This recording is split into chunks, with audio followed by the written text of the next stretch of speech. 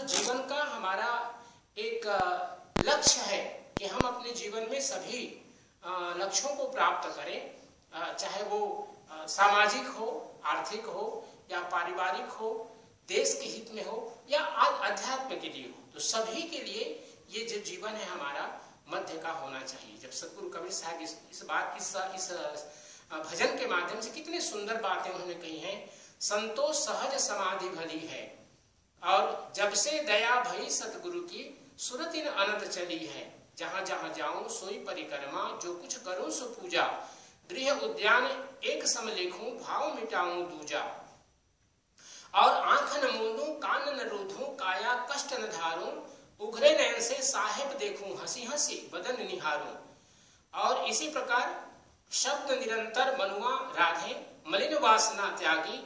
जागत सोवत उठत बैठत ऐसी तारी लागी। कहीं कबीर यह उन्मुनि रहनी, जो प्रगट हुई गाई। और सुख दुख से वह परे परम पद, सोई सकल सुखदाई। अर्थात सदगुरु कबीर साहब ने जब यह बात कही तो उनका अर्थ यही था कि बहुत से लोग, अगर आप भारत के वीडियो को कुछ संस्थाओं के देखेंगे, कुछ संप्रदायों को देखेंगे, तो आप देखेंगे वो बीच में जब गर्मी का मौसम आता है चारों तरफ आग लगा करके बीच में बैठते हैं। अर्थात एक प्रकार से उस शरीर को कष्ट दे रहे हैं। इसमें सहजता नहीं है, ये तो एक प्रकार का हठ योग है।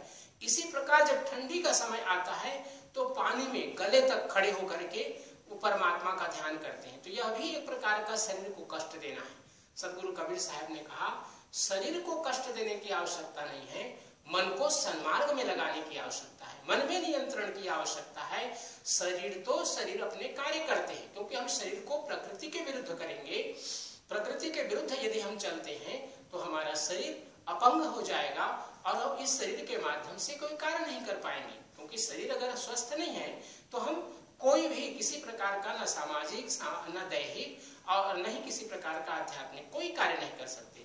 तो सदगुरु कबीर साहब ने अपने साधना के मार्ग में या सहज जीवन में भी, सामान्य जीवन में भी उन्होंने कहा कि जीवन को समभाव में रखें, समाधि में रखें। अर्थात अपनी जो बुद्धि है, विचार है, विवेक है, उसको समता पर रखें, मध्य मार्ग में ले चलें, जिसमें न अधिक न पूर्व पक्ष हो, न उत्तर पक्ष हो, न तो बिल्कुल नकारात्मक हो और न ही बिल्कुल सकारात्मक हो। क्योंकि जब हम नकारात्मक होते हैं कभी कभी तो हम अपने जीवन में सुधार लाते हैं। तो यह भी आवश्यक है कि हम जीवन में दोनों पक्षों की ओर ध्यान दें। और जीवन में अभी बहुत सुंदर बात कही उन्होंने कि भविष्य को और जो हमारा बीत गया है भूतकाल को, हम उस पर ध्यान उतना न दे करके वर्तमान को ध्यान दें। लेकिन अगर हम भविष्य को बिल्कुल भूल जाएंगे तो हम अपनी गलतियों से सीख नहीं ले पाएंगे।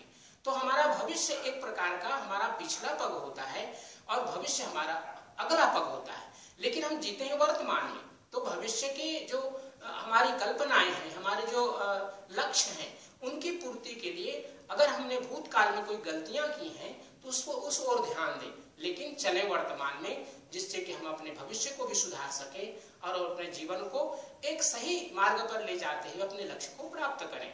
श्रीमद् भगवद गीता में बहुत सुंदर श्लोक आया, यावानर्थ उद्पाने सर्वतः संप्लुतोदके तावान सर्वेषु वेदेषु ब्राह्मणस्य विजानतः।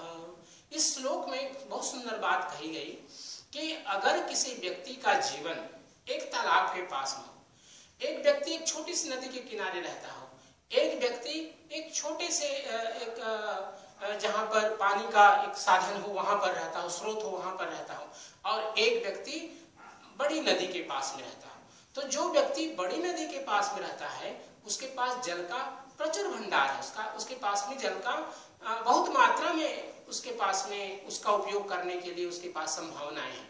लेकिन जब एक व्यक्ति छोटे छोटे जलाशयों के पास में रहता है और उसी व्यक्ति को अगर एक बड़ा नदी का प्राप्ति हो जाए, सरिता का प्राप्ति हो जाए, तो उसके छोटे छोटे जितने भी जो आवश्यकताएं थी जल की, पानी की, वो सब समाप्त हो जाती, क्योंकि अब उसको बड़ा स्थान प्राप्त हो गया।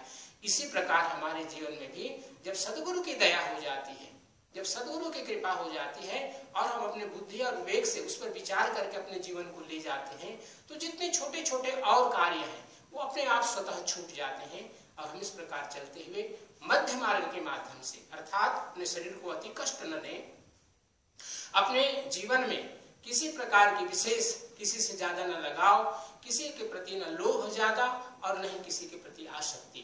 तो हम अपने जीवन में सामाजिक जीवन को भी जी सकेंगे, सामान्य जीवन को भी अच्छे ढंग से जी सकेंगे और आध्यात्मिक जो ऊंचाइयां हैं उनको भी प्राप्त कर सकेंगे। सदगुरु कबीर साहब की जो यह धारा है जिसमें हम सब लोग चल रहे हैं, सदगुरु की कृपा आप सबको प्राप्त हो। और हम सब जानते हैं हमारे हिंदुओं के लिए अभी अर्थात कल ही नया वर्ष प्रारंभ हुआ है, तो आप जितने भक्त हंसजन हैं, साधु जन हैं, महंत साहब हैं, सभी को हमारे इस हिंदू नववर्ष के प्रथम जो सप्ताह चल रहा है, नववर्ष की हार्दिक सभी को मंगल कामनाएं और सभी को पुनः सादर साहेब बंदगी, साहेब बंदगी, साहेब बंदगी। बल्कि साहिब, बहुत बहुत धन्यवाद आचार्य हंस साहिब जी, आपने हमारे बीच इतने सुंदर वक्तव्य रखा है इस विषय पर। Thank you very much Acharya ji for your discourse on this theme. First of all, I would just like to in brief translate in English for those of you who are non-Hindi speakers what Acharya ji presented in front of us. So first of all, he expressed his gratitude for being able to participate in our satsang as much as he can, whenever he can, and I'm sure all of us also who satsangi are able to join and are able to benefit from his contributions. So he talked about how more than 2,500 years back, Lord Buddha also proclaimed that the middle path is the path that we should all adopt if we want to fulfill our life journey. And this is very well known among people who follow Buddhism and many other people who read about Lord Buddha and how he came about prescribing the middle path as being the one which is the most beneficial for human beings. So Kabir Sahib also talked about Atika bhala na bolna, atika bhala na chup, atika bhala na barasna, atika bhala na dhoop, which means that we should not be living in extremes. We should not be just talking and talking, or we should not also just not be talking at all. And in the same way, if we only have heat from the sun, for example, it's not good. We also need water. So extremes are not good. They are not proper. They are not good for us to be able to progress in our life. So extremes is what we have to avoid.